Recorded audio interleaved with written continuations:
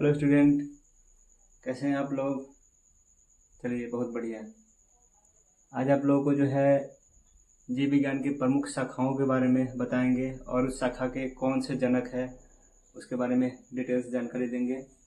ठीक है, देखिए क्वेश्चन है कि जंतु विज्ञान के जनक किसे कहा जाता है। यानी जंतु का मतलब होता है जूलॉजी। ठीक है, तो उसके जनक है अरस्तु। अरस्तु को जंतु विज्ञान का जनक कहा जाता है। अब इसमें है आपको क्या कि ऑप्शन जितने भी है उन सभी ऑप्शन को हम समझेंगे।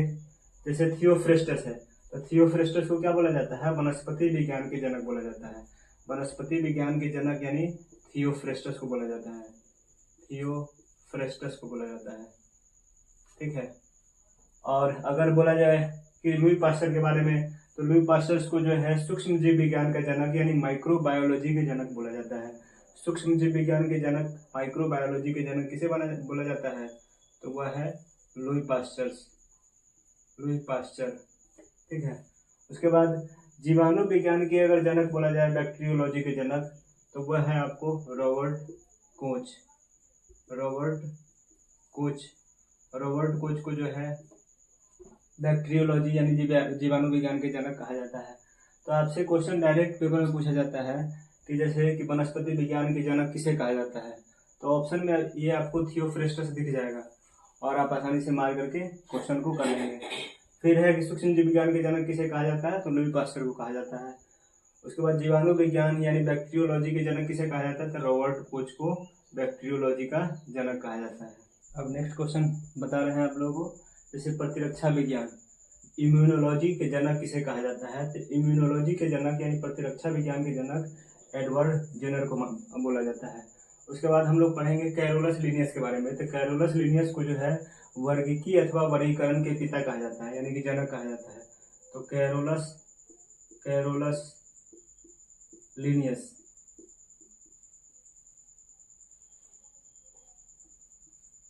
अब डायरेक्ट क्वेश्चन पूछता है वर्गीकी अथवा वर्गीकरण के जनक किसे कहा जाता है, तो कैरोलस लिनियस को कहा जाता है। अगला है रुधिर परिसंचरण तंत्र। रुधिर का मतलब होता है खून यानी ब्लड, रक्त। तो रुधिर परिसंचरण तंत्र यानी ब्लड सर्कुलेशन सिस्टम के जनक कौन है, तो वह है विलियम हार्वे। William Harvey. अगला है कि रॉबर्ट हुक। तो रॉबर्ट हुक को जो है कोशिका विज्ञान यानी साइटोलॉजी के जनक कहा जाता है। साइटोलॉजी के जनक किसे कहा जाता है, तो रॉबर्ट हुक को बोला जाता है। रॉबर्ट हुक को। अब थोड़ा सा आपको बता देते हैं कि क्वेश्चन ये भी पूछा जाता है कि कोशिका विज्ञान जो है, कोशिका विज्ञान का अध्ययन क्या कहलाता है, तो साइटोलॉजी कहलाता है। या कोशिकाओं का अध्ययन क्या कहलाता है, तो साइटोलॉजी कहा जाता है। और ये भी पूछ देता है कि कोशिका जो है क्या है, तो कोशिका जो है वो शरीर की संरचनात्मक एवं क्रियात्मक इकाई होती है। शरीर की जो है सबसे छोटी अगर इकाई है, यूनिट है, तो वो कोशिका है। ठीक है, अब नेक्स्ट क्वेश्चन आप लोगों को बताएंगे उत्परिवर्तन यानी म्यूटेशंस के जनक किसे कहा जाता है। उत्परिवर्तन या म्यूटेशंस के जनक जो है ह्यूगो डी ब्रिज को बोला जाता है। ह्यूगो डी ब्रिज को बोला जाता है।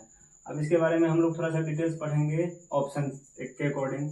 तो एंटन डी बेरी को जो है कवक विज्ञान यानी माइकोलॉजी के जनक बोला जाता है। माइकोलॉजी यानी कि कवक विज्ञान के जनक किसे बोला जाता है, तो एंटन डी बेरी को बोला जाता है। एंटन डी बेरी।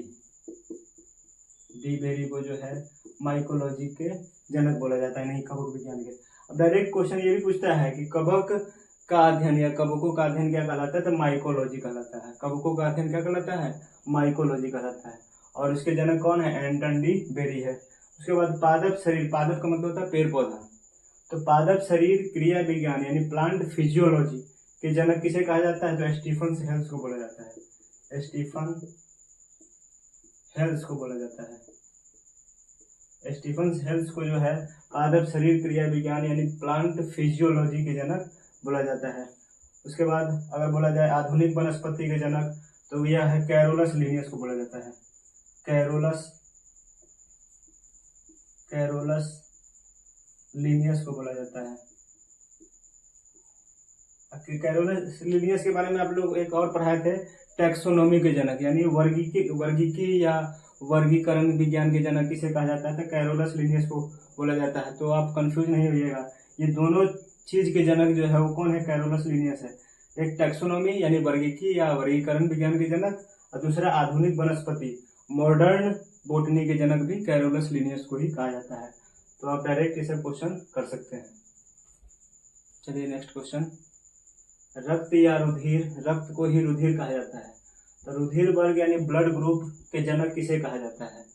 तो यह किसे कहा जाता है? कार्ल लैंडस्टीनर को कहा जाता है। ब्लड ग्रुप की खोज जो है कार्ल लैंडस्टीनर के द्वारा किया गया था। अब इसके बाद पढ़ेंगे हम लोग टीएच मॉर्गन के बारे में। तो टीएच मॉर्गन जो है क्या था? तो टीएच मॉर्गन जो है आधुनिक आनुवांशिकी मॉडर्न जेनेटिक्स के जनक है।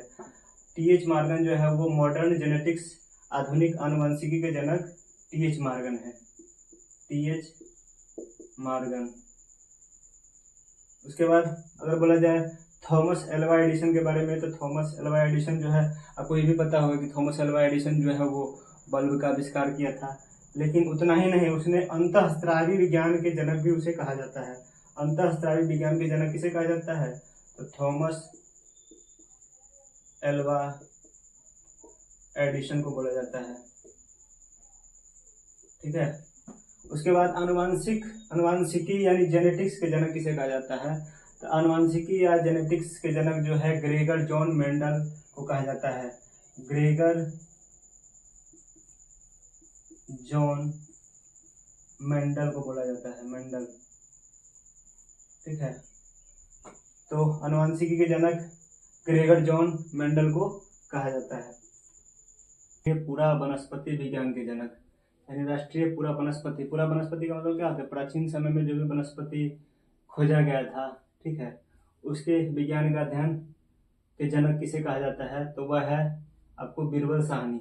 डायरेक्ट क्वेश्चन ये भी पूछा जाता है कि बीरबल साहनी को जो है किस नाम से जाना जाता है? तो बीरबल साहनी को जो है राष्ट्रीय पूरा वनस्पति विज्ञान के जनक के नाम से भी जाना जाता है। अगला है पॉल बर्ग। पॉल बर्ग के बारे में हम लोग पढ़ेंगे क्या? तो पॉल बर्ग जो है वो आनुवांशिक अभियांत्रिकी जेनेटिक्स इंजीनियरिंग के जनक है। पॉल बर्ग जो है वो आनुवांशिक अभियांत्रिकी जेनेटिक्स इंजीनियरिंग के जनक है। पॉल बर्ग। ठीक है। उसके बाद शैवाल विज्ञान। शैवाल विज्ञान को हम लोग फाइकोलॉजी या एल्गोलॉजी भी कहते हैं। कभी कभी ये भी क्वेश्चन पूछता है कि शैवालों का अध्ययन क्या कहलाता है? तो फाइकोलॉजी का मतलब शैवाल को एल्गी कहा जाता है, और उसका अध्ययन क्या कहलाएगा? एल्गोलॉजी भी कहलाएगा। तो ज्यादातर क्वेश्चन में जो है या तो फाइकोलॉजी दे देगा, नहीं तो ऑप्शन में एल्गोलॉजी दे देगा। तो इसके जनक कौन है? शैवाल विज्ञान के जनक है विलियम हेनरी हार्वे। ठीक है। अगला है भारतीय शैवाल विज्ञान। अगर डायरेक्ट शैवाल विज्ञान के जनक पूछे तो विलियम हेनरी हार्वे को कहा जाता है। लेकिन अगर भारतीय इंडियन फाइकोलॉजी के जनक अगर पूछा जाए तो वह है MOP आयंगर।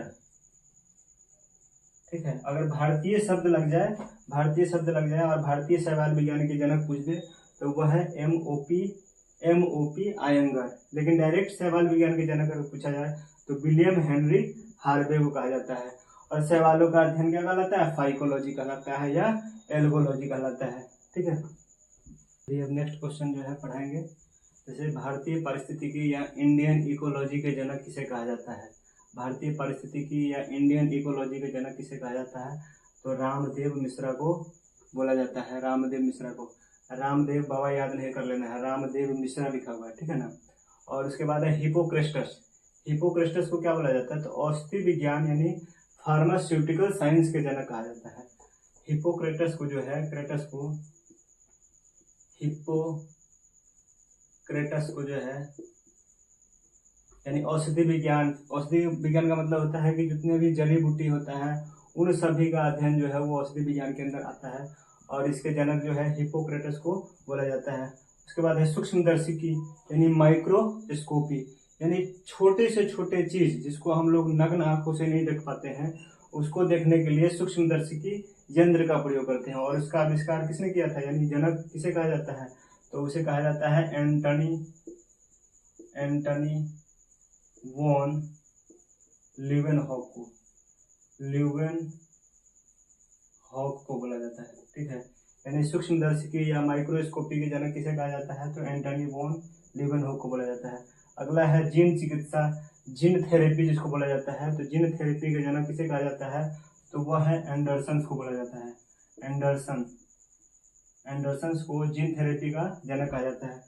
तो जीव विज्ञान की जितने भी प्रमुख शाखाएं थी, इन सभी को जो है हम 6 क्वेश्चन में ऑप्शन के अकॉर्डिंग जितने भी थे उन सभी को अच्छा से समझा दिए हैं।